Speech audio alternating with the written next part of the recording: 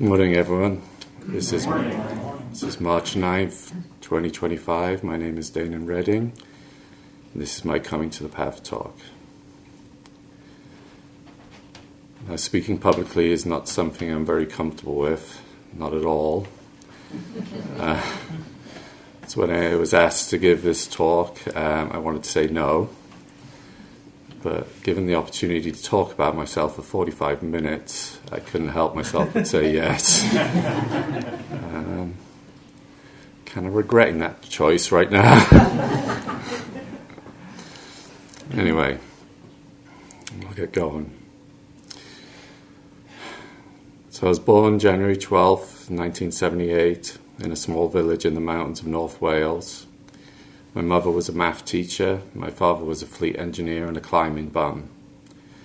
We didn't have a lot but we were comfortable. I have one sister, a couple of years older than me. I don't remember much of Wales, but once my sister and I became of school age, which in Wales is taught in Welsh, our parents moved us back to England. We moved to near Newcastle in the north of England, where my mother's family was from. I was a shy, sensitive kid, but I hid my shyness by being the class clown and always trying to get a laugh. I was a bright kid with an aptitude for math, science, and the arts. And from as early as I knew the word, I wanted to be an architect. I found school very easy, so I remember being bored a lot. I was very close to my mother. I was a real mummy's boy. My relationship with my father was more strained and we didn't connect very well. When I was 11 or so, we moved from the north and we moved to the Midlands where my dad's family was from. We stayed with my dad's mum for half a year while we found a house.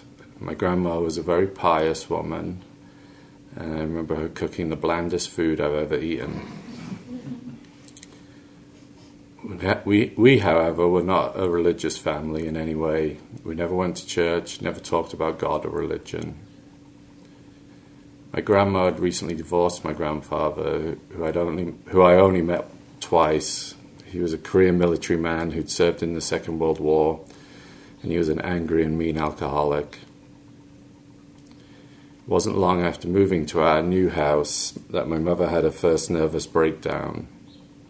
We were out shopping together, the two of us, and I was nagging her incessantly for some toy I wanted, and she broke down crying and didn't stop. She was taken away to a mental hospital for a month or so. It seemed like forever. I was scared and confused, and I felt really guilty. My mother's mother came and stayed with us for a few months to help out. I don't remember her being the kindest woman. She'd had 4 daughters, 2 of which died in childhood. Her husband had also died of alcoholism. She told me the reason my mother had to go away to hospital was because I was a bad boy. I believed her and started to feel I was bad in some way.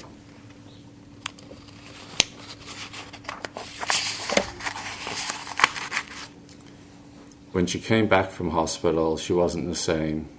She would hide in the corners of rooms, crying and afraid.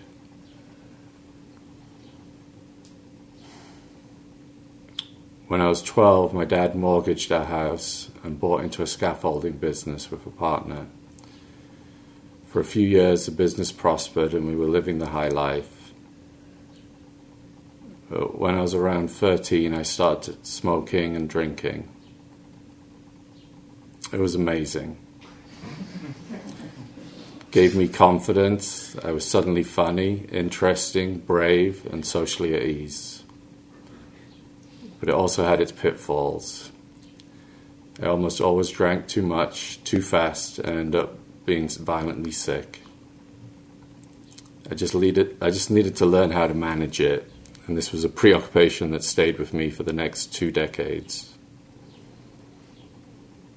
By 15, I was experimenting with drugs, any kind, whatever, and I always had to do more and push the limits of my consciousness. Eventually, my dad's partner embezzled the money out of the business and he went bankrupt. I was 15 or so at the time while things were falling apart for my dad. He became emotionally removed. He started drinking heavily and fought with my mother and me constantly. I got into a fight with him one day and told him he should leave and we'd be better off without him. He grabbed me by the throat and put me against the wall. He'd never been a violent man before. I'd just pushed him too far. My mum stepped in and threw him out. They were divorced fairly soon after that. I remember being happy about it at the time. I was 16 and my mother and I moved into a new house together and my sister left for university. When I was 17, my mother was diagnosed with stomach cancer. She had a couple of botched surgeries, spending a lot of time at the hospital. She was too weak for further treatment and was given a few months to live. She spent a little time at home, but was then moved to hospice. This rocked my world. I was constantly worried, angry, scared, and morose. I didn't know what to say to her. I'd visit a lot, but she'd encourage me to go see my friends and have fun, which I did. I'd stay out all night drinking and doing drugs. My dad moved back into the house to help look after me, which I resented. After a terrible few months watching her rot away, a month before my 18th birthday, she passed away. I remember just feeling empty. Looking after her had been such a big part of the past year that with her gone, there was this big void. I remember feeling glad she'd finally passed, her suffering was over, but then feeling guilty for feeling that way. My girlfriend at the time had moved into my mum's house with me a few months before she died. After she died, I asked her to leave and abruptly broke it off with her. I just couldn't be emotionally close to anyone. I smoked a lot of crack that year. I somehow managed to finish out the year at college. I decided I didn't want to do another 7 years of schooling to become an architect. So I applied and got accepted into art school to study sculpture. So in the fall, I put down the crack pipe and went to Carlisle University. It was in the north, and I chose it mainly because it was near the mountains and the lake of the Lake District in Scotland.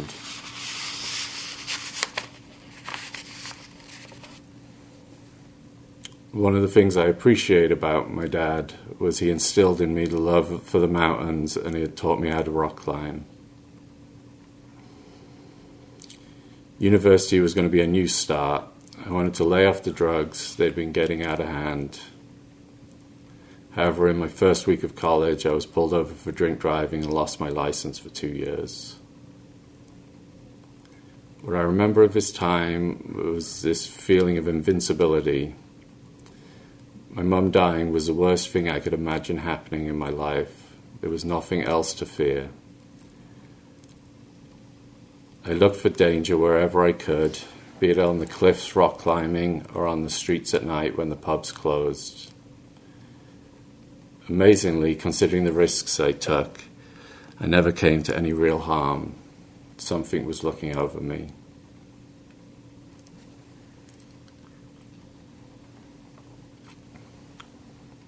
I did well at university, despite being unpopular with the professors for being wild and drunk all the time. In my second year, I was chosen to represent Carlisle in Flensburg, Germany, a sister city. Flensburg had sister cities all across Europe, and they asked each city to send a sculptor or two to work on a project. There was a park in the city that had a bunch of very large elm trees. Each sculptor got a tree. I spent an entire summer there working on the project and met many amazing people, traveled around Germany and visited lots of art communes. I remember being on top of the world, making art, partying hard, never sleeping, and with unlimited energy. When I came back, I was plunged into a deep depression. I had depressive episodes before. My moods were always like a roller coaster, but this was very different and much worse.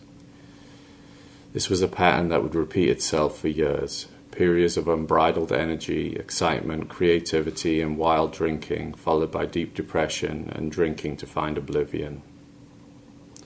Trying to escape my racing mind and thoughts of not wanting to go on, not wanting to exist, and doing everything not to feel the emotional loss of my mum. After university, I moved to Norwich in East Anglia and joined an artist collective and made sculptures. On the weekends, I worked as a community service probation officer, taking out offenders to complete their community service. At the climbing gym, I met Harvey Rayner, who some of you might know. He was very different from the rest of my friends. He barely drank, didn't take drugs, and spent a lot of his time meditating. We would hang out after climbing and drink tea, chat, and then meditate together. He gave me a copy of the 3 Pillars of Zen. I remember it really resonated with me, like words were put to thoughts I didn't know I'd already had, and it felt very familiar. I remember really enjoying the meditation to get some peace and quiet in my normally racing mind.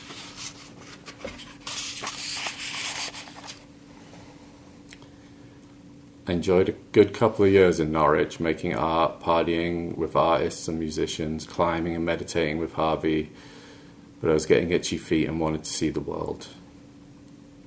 I had some money saved up from a couple of recent commissions and bought a ticket to travel the world. The first leg of my flight took me to Bangkok, Thailand. After a week in Bangkok, suffering from culture shock, waiting on a visa to Burma, I started my adventure traveling by bus and train up the western border of Thailand. I visited many sleepy towns, lots of temples and monasteries, and the remains of the various old capitals. I ended up near the border with Burma on the River Kwai and the site of the Death Railroad. Sites from the Second World War, Japanese concentration camps where they'd used Allied prisoners to build a railroad through the jungles and mountains of Burma into China. It was said a prisoner died for every sleeper laid on the railroad. It was here I wandered into an Allied war cemetery, thousands upon thousands of crosses in neat rows. Under the name and rank on each cross was some personal note or poem from the family. Reading these notes, I was just consumed by grief. The sheer enormity of the Second World War and the world's collective grief just hit me, wave after wave, with each note I read. I was sobbing like I'd never done, probably the first time since my mother died. It took me hours to be able to gather myself together and leave the cemetery. I came to the realization that loss and suffering were pervasive, touching all, and my loss wasn't so special. Looking back now, I wonder if this was the start of me grieving for my mum, but that pain and loss seemed so overwhelming. I was too afraid of being lost in it. I soon shut it down and drowned it out. I started to tire of traveling the way I had been, bumping along on uncomfortable buses, seeing endless temples and Buddhas. I enjoyed meditating at the temples and the hospitality of the locals, but starting to think traveling wasn't for me. I needed something to do. I then met a group of 3 guys in a bar who were cycling through Asia. I thought that sounded so cool. They asked if I wanted to join them. The next day I bought a shitty mountain bike, strapped my rucksack to the back, and off I went. The first few weeks were physically brutal, but it felt great to have something to do, and the slow pace of travel through the countryside suited me. We were treated like heroes by the locals and always had a place to stay and people to party with. In northwestern Thailand, I met a guy in a coffee shop called Koray. We hit it off and became fast friends. He was a refugee from Karenni State, a small state in Burma, who had been fighting a civil war for over 50 years. We visited his home. He showed me around his camp. I met his family and went to his school. He told me they were losing their English teacher next year and did I want to come back in 5 months and teach at the school. I said yes. I bought some textbooks on teaching English as a second language to study while I was cycling, and off I went. We cycled through Thailand, Laos, and up into China and then Tibet, occasionally losing a guide to injury or just parting paths, but then picking up a new partner. My eventual goal was to cycle to Everest.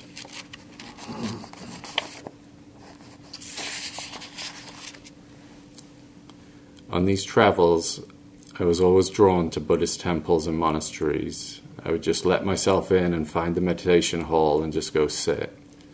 I was very bold and didn't worry about protocol. I invariably would get to meet with the monks and spend time chatting. I was deeply affected by them. They seemed to shine with a calmness and kindness, an openness and curiosity.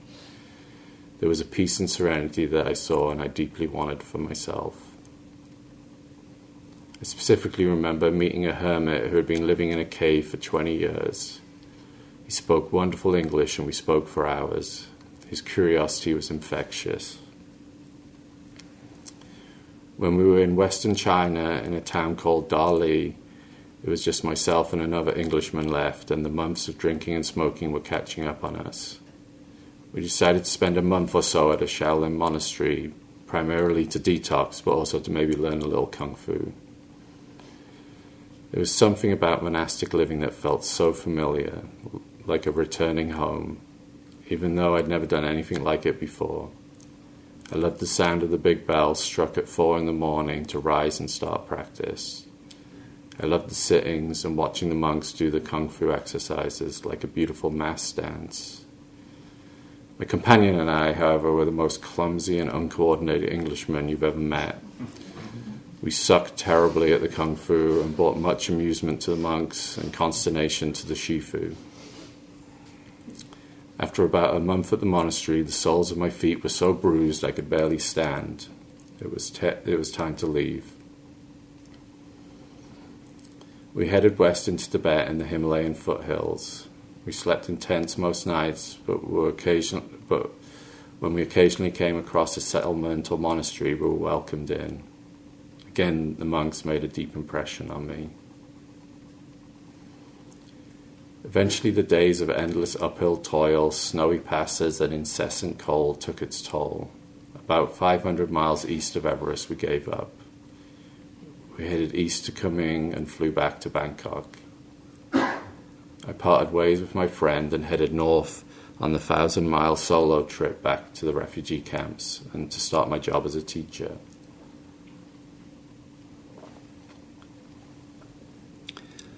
English was never my strong suit, so I struggled with teaching. But then, luckily, I was asked to teach science at a different camp deep in the mountains and jungles in the border area with Burma. Unlike the cramped camp I'd been teaching at, this camp was extremely remote and spread out along a beautiful river. I taught science at this camp for a couple of years. I loved the simplicity of life and having almost no possessions. I felt connected to the simple tasks of living, collecting water and firewood, hunting for food, working by candlelight, cooking over a small fire, building and repairing my home with bamboo and leaves I collected from the jungle. I felt I was doing valuable work and felt valued and appreciated. But I also grew lonely and isolated. I was the only foreigner living in my camp and native English speaker. Although I tried not to drink while I was at the camp working, I would drink heavily on the weekends when I went to the closest town to meet friends.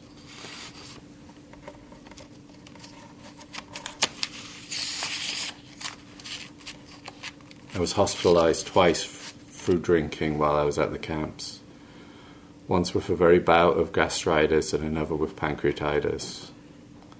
I also suffered from malaria. I was told by a doctor that I should never drink again. This lasted for about 6 months, but when I went back to the drink, I never touched spirits again. In my second year of teaching, I met a young American woman who was teaching in one of the other camps and fell in love. After a few months, she left to go back to the US. Although I was planning to spend another year at the camps, I decided it was time to leave. I left and spent a month traveling northern India and around the early Buddhist sites, then flew to the US to be with Sarah. I originally came to America on a 6-month tourist visa, but we soon realized for me to stay longer, the easiest way would be to get married. So we took the leap, figuring we could always get divorced.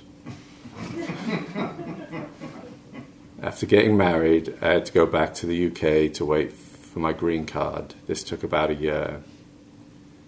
I got a job working as a tree climber and studied arboriculture.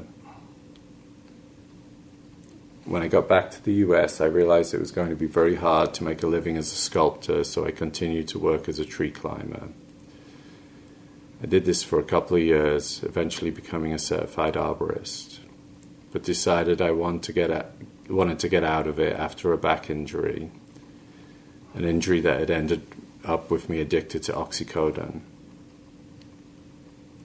I remained on Oxy for 2 to 3 years, miserable, in pain, and very angry. It changed my personality. I'd never struggled with anger issues before, but now I was a raging asshole. I hated working in pain and wasn't good at managing the stress. I was an unpleasant co-worker and an unpleasant husband. In the midst of all this, we acquired a chunk of land, and I designed and built a house. I was working 50-plus hours a week at work, then building the house at night and on the weekends. I was stressed out, in constant pain, and constantly raging. It was a rough couple of years. Meditation and spiritual growth were the last thing on my mind during this time. I was just striving to get ahead. I finally decided I was done with tree work and I would go back to school and get my master's in architecture. After finishing some prerequisites at college, I was accepted at Berkeley. I was all set to sell the house and move to California when a really bad early snowstorm hit Buffalo. The trees still had their leaves on them and were destroyed by the weight of the snow. I teamed up with an old colleague and started working on storm cleanup. What started as a quick postponement of grad school to make a bunch of quick money and get out sucked me in. It turned into a business that I ran for the next decade and a half. Eventually I got off the Oxy before Sarah had had enough, and soon I started to feel like my old self again. The anger subsided and became more manageable, although it's still something I struggle with to this day. Business became a fast success with the help of the storm, and I was consumed by making and spending money, traveling, rock climbing, and having as much fun as possible.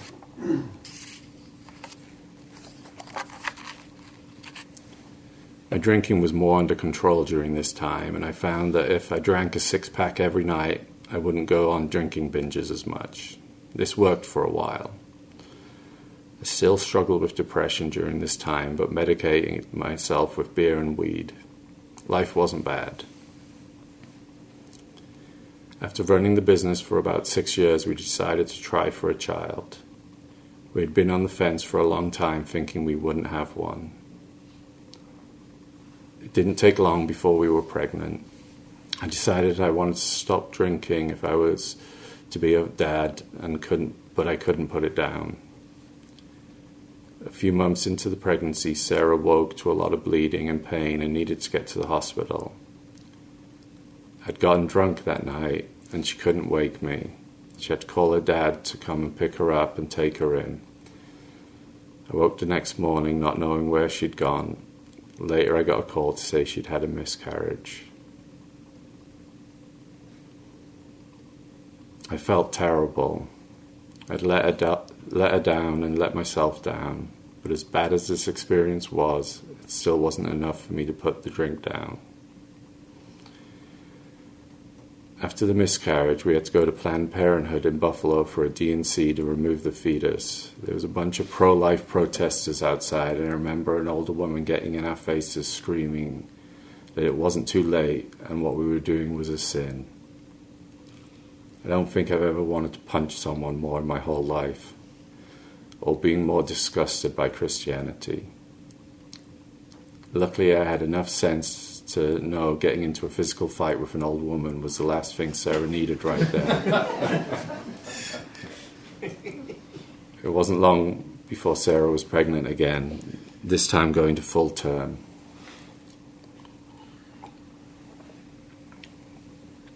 We decided to try for a natural birth with a midwife at a birthing centre. After 3 long days of labour, completely exhausted, Sarah gave birth to Eloise. Towards the end of the delivery, things got very heated in the room and very scary. Sarah bled a lot, and I was so scared I was going to lose her that when Eloise finally did come, I didn't want to hold her. I did not take to fatherhood well. Sarah and Eloise were inseparable, and I felt very much left out. Instead of working harder to be a part of things, I started to drink more and work more and go away on the weekends kayaking and climbing more. The more I did this, the worse I felt about myself and the more I drank. I was spiraling down into a depression. I spent most of my days driving around making sales calls at this time, and what started with a bottle or two of beer on the drive home from the last call led into taking that drink earlier and earlier in the day.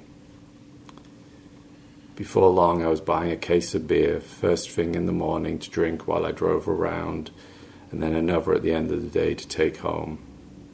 I was also smoking joints like cigarettes. When I finished work, instead of going home to my family, I'd go to my office. I couldn't drink or smoke fast enough to drown out the bad feelings and shut down my mind. Late, I'd finally go home, hostile and unavailable, to pass out, then wake up the next morning vowing today would be different. I wouldn't drink. But by 8 or 9 in the morning, I'd be taking my first drink to repeat the same endless cycle. My only reprieve was on the weekends when I'd go away whitewater kayaking, but even then, the drinking soon took over.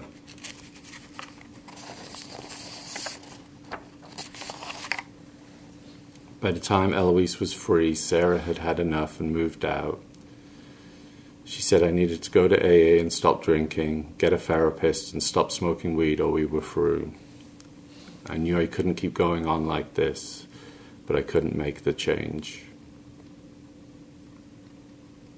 It was too late to save my marriage, but I eventually did go to AA and get a therapist. I'm not sure what finally made me do something. Maybe just sick and tired of being sick and tired and hating myself, but I eventually stopped drinking. After about a week or two, I knew I wasn't going to make it, though, and I needed help. I asked Sarah's aunt, a long-time AA member, if she'd take me to a meeting. The next morning at 7 a.m. we were going into my first AA meeting.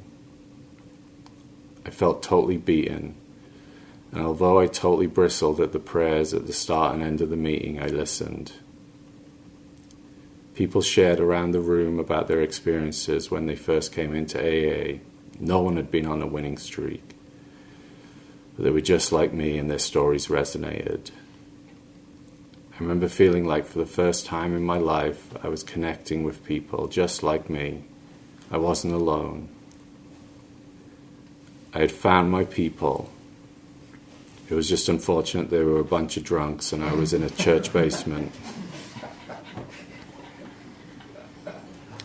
I remember it was all I could do not to burst out crying that morning, and it was for fear of that it stopped me from sharing. But I felt something that day that I hadn't felt in a long while: hope. After the meeting, I talked with an older gentleman who'd been a businessman and successful, but still had managed to almost destroy his life with alcohol. He seemed very kind, and I connected with his story, so I asked him to be my sponsor. He told me I should do 90 meetings in 90 days, so the next morning I was back at the same meeting. I'm not sure what I shared about that day, but I remember feeling such a sense of relief to be dropping the mask and asking for help. I went to that morning meeting every day and met with my sponsor every week, where he read the big book about AA to me and explained to me all about alcoholism and what it was going to take to get and stay sober. It was with him that we read The Doctor's Opinion, a chapter from a doctor who in the 1930s specialized in the treatment of alcohol. And he stated the following: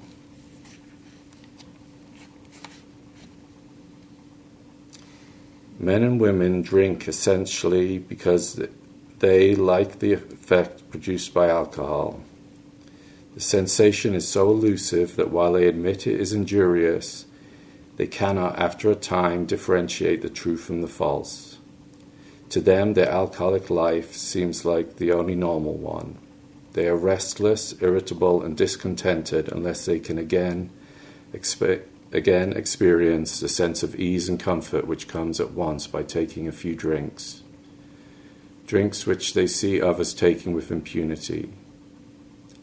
After they have succumbed to the desire again, as so many do, and the phenomena of craving develops, they pass through the well-known stages of a spree, emerging remorseful with a firm resolution not to drink again. This is repeated over and over, and unless this person can experience an entire psychic change, there is very little hope of his recovery. On the other hand, and strange as this may seem to those who do not understand, once a psychic change has occurred, the very same person who seemed doomed, who had so many problems he despaired of ever solving them, suddenly finds himself easily able to control his desire for alcohol, the only effort necessary being that required to follow a few simple rules.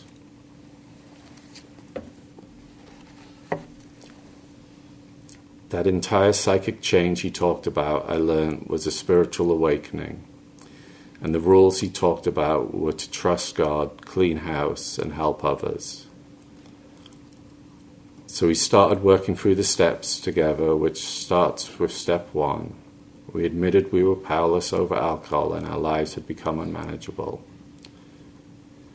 I had struggled with managing alcohol my whole life and failed.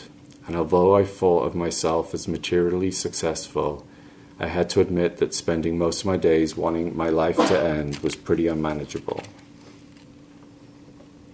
Step 2 came to believe that a power greater than ourselves could restore us to sanity. This I struggled with. A power greater than me sounds like God, and I didn't believe in God. But I had to admit that what I saw in the rooms of AA were people like me, hopeless alcoholics, getting sober. They couldn't do it alone. The clincher for me was when I was reading the following, a quote by Herbert Spencer buried in the appendices at the end of the big book. There is a principle which is a bar against all information, which is proof against all arguments, and which cannot fail to keep a man in everlasting ignorance. That principle is contempt prior to investigation.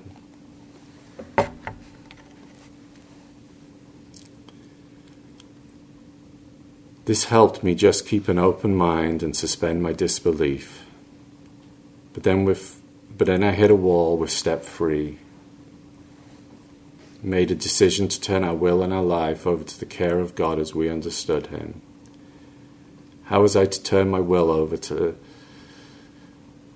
a God? My skepticism and contempt for the Christian church and resentment towards a God I didn't even believe in. How was I to surrender to that? I could see there was a solution, but I became sure it wouldn't work for me. I was terminally unique. I was on a long drive to the southern part of the state to look at some woods to be managed when all hope for the future and AA left me. I'd hit the end of the road. I couldn't go back to drinking and I couldn't stay sober. I was in total despair, sobbing while I was driving. Over the past couple of years, the one thing that had stopped me killing myself was the thought I couldn't do that to Eloise, have them grow up knowing their dad had killed himself. But then it dawned on me. If I drove into a bridge abutment, I could make it look like an accident. A calm came over me. I knew there was a way out. I was sad with the thought that I'd be leaving this world, but relieved I had a solution. The next morning, I was at my morning AA meeting as usual, and I shared a little about my experience the day before, not thinking the alarm it would sound. My sponsor caught me after the meeting and pulled me into a side room. He'd been in AA long enough to experience several newly sober members who had also struggled with mental illness take their own lives. He strongly encouraged me to check myself into a mental hospital before I did anything rash. Within a couple of hours, I was signing over my freedom to a psychiatric hospital, placing my trust in the physicians working there. For someone so committed to self-reliance, this was a surrender to something or someone outside of myself, placing myself in someone else's care. I don't think it was what the big book had in mind, but it made sense to me at the time. The 10 days I spent at the hospital stands out in my life as some of the best. I was broken open. Something had changed in me. I felt a connection to something greater than me, and an openness and closeness to my fellow humans. Instead of hiding myself away from the other residents, which would have been my reflex, thinking I was better than them, or not sick like them, I accepted in myself I was broken and needed help. My mask was off, and it was incredibly freeing. Originally, I was treated for suicidal depression, but the antidepressants they gave me triggered a mania. They soon diagnosed me with bipolar 1 disorder. It made total sense. I looked back at my life and saw all those episodes of extreme mood elevation, advanced creativity, racing thoughts, impulsive and dangerous behavior, followed by periods of deep depression. I was amazed I'd never realized it earlier and was glad to have a name for it, for whatever that meant. I was released from hospital on lithium and feeling better than I'd felt in years. The mania had subsided. I was still feeling bouts of depression, but had a renewed hope in AA and my recovery. It was after the hospital my old friend Harvey, now living an hour from me, saw I needed something to help calm my racing mind, and suggested I meet him at Chapin Mill on Tuesday nights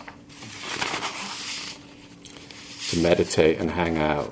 Originally, I was more interested in just the socializing, but I soon remembered how much I enjoyed to meditate.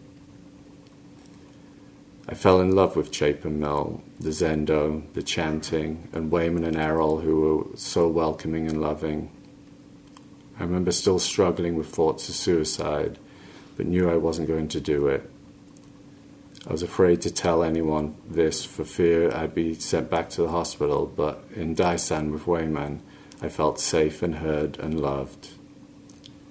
I'd tell him how I was really feeling. There was something so powerful about the way he just sat with me in my fear. I just felt totally loved. I felt safe at Chapin Mill and was soon volunteering and staying over there as much as I was able.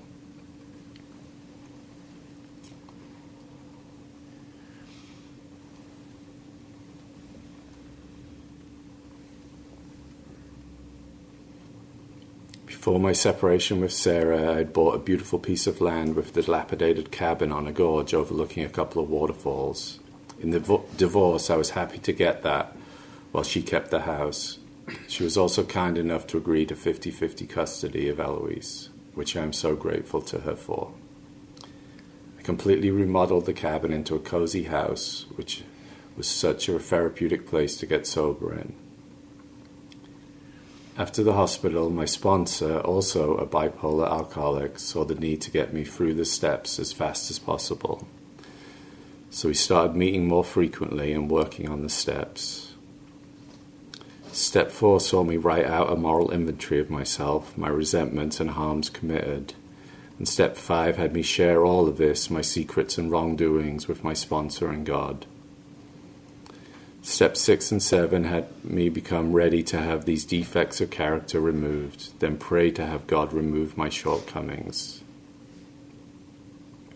It was for Step 7, my sponsor told me to go find somewhere beautiful in nature and take my prayers to God.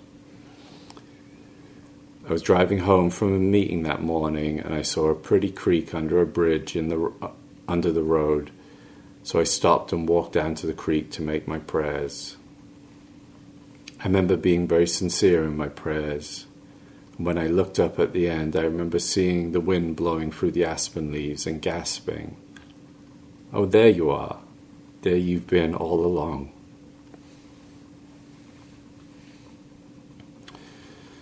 I was overcome with the knowledge that I was experiencing God, and it was in everything and everyone, including me, and a sense that deep down all there was love. This was the psychic change the steps had promised, and it made it possible for me to continue with the next difficult steps. Steps 8 and 9 had me become willing to make amends to all I had harmed, and then make those amends that previously I had been dreading, some of which I was sure I could never make, especially those that had also done me a perceived harm, like my father. But now, with facing all these amends, my only concern was not to further harm anyone in the making of them. This process helped me move forward into my new self. I can't stress enough how this changed me.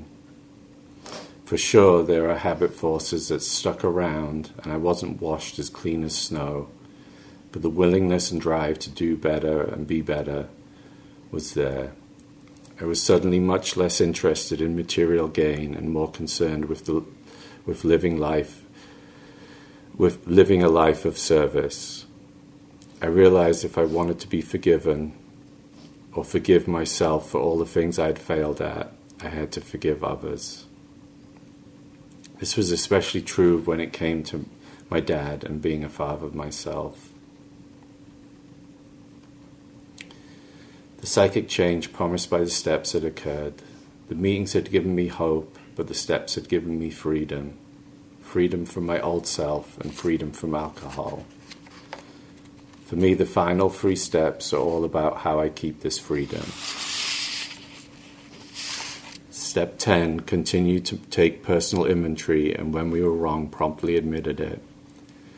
Step 11, sought through prayer and meditation to improve our conscious contact with God as we understood Him, praying only for His will for us and the power to carry that out. And step 12, having had a spiritual awakening as the result of these steps, we tried to carry this message to alcoholics and to practice these principles in all our affairs. Meditation, or specifically Zen practice, is the bedrock of how I keep this freedom. It keeps me open and honest, first with myself through awareness, and then to others in right speech and right actions. Not long after completing my steps the first time, I went on my first sesshin, a 2-day. I can't remember who was leading it, but I do remember who I met there for the first time. As soon as I walked through the front doors of the retreat center, I was met by a woman who asked if I was ready. I replied, as ready as I'll ever be, to which she laughed. It was with that laugh, smile, and kind eyes that I fell in love. That woman, of course, was Leela. That sesshin was very hard for me, not just the physical pain, but mainly being alone with myself and my mind for 2 days in silence. I didn't really like myself and certainly didn't like being in my own company. It was uncomfortable and painful being aware of my thoughts. There were, however, moments of space that practice created, and feelings that arose of contentment and gratitude, feelings I was not familiar with. I'd found practice, this path, and this Sangha, and there was hope. I remember thinking, these people are crazy. This is crazy. I can't wait till this is over. I'm never going to do this again. But by the time it ended, I was hooked and couldn't wait to sign up for my next one. I've only missed a handful of sessions since. They were always hard, and I hated a good portion of them. But something kept me coming back, and I don't think it was just Leela, although that certainly helped to begin with. With the hope of seeing Leela, I started coming to Arnold Park as well as Chapin Mill to volunteer and participate in the sittings. I just wanted to be at the centre and involved as much as I could. It was around this time my dad became sick with multiple myeloma.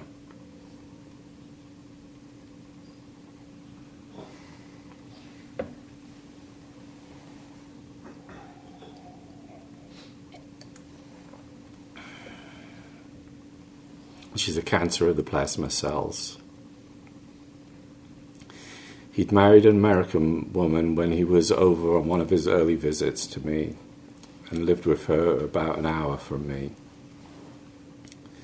When he got sick, she wasn't capable of looking after him, so he came to live with me at the cabin. This was a pretty crazy time in my life. I was in my second year of sobriety, looking after my dad, trying to sell my business to an employee. I was working 2 to 3 days a week, volunteering a couple of days a week at the Zen Center, and starting a new relationship with Leela, all while raising Eloise 50% of the time. Sarah was great about organizing our shared time with Eloise around the Zen Center sesshin schedule, but it was a lot. My dad tenaciously hung on to life for another 1.5 years, bitterly not accepting what was happening and what the doctors were trying to tell him. He was dying.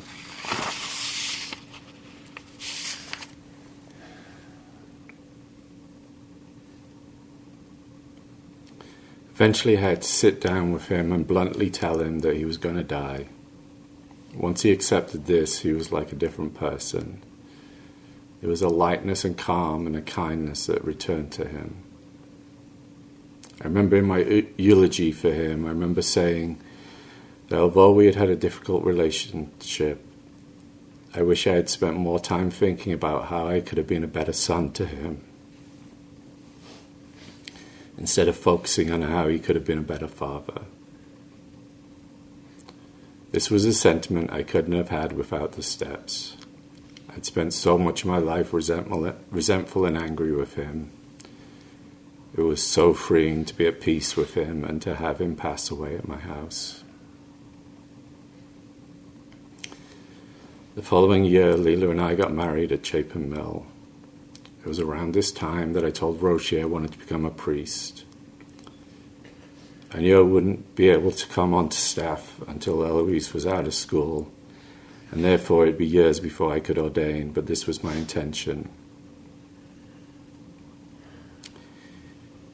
He told me that maybe there was a way. I could work a modified schedule while I was raising Eloise. He knew I was serious and committed to the center. Selling the business terrified me. I'd spent years building it up and didn't know if I could get by without it financially, but I just couldn't do it anymore. It wasn't my path, and my heart wasn't in it anymore. So in the beginning of 2020, I sold the business and came on staff at the Zen Center. 2 years later, Leela and I were ordained as priests. Today I wake up every day excited by the day, even today. I love my job and thoroughly enjoy the work. I love my weekends with my family and most of the time feel like a good father. Depression is not something I struggle with anymore.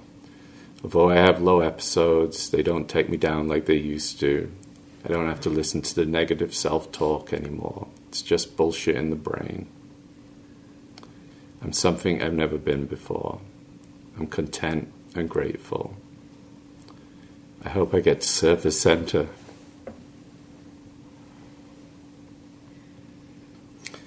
And this Sangha for the rest of my life. Thank you.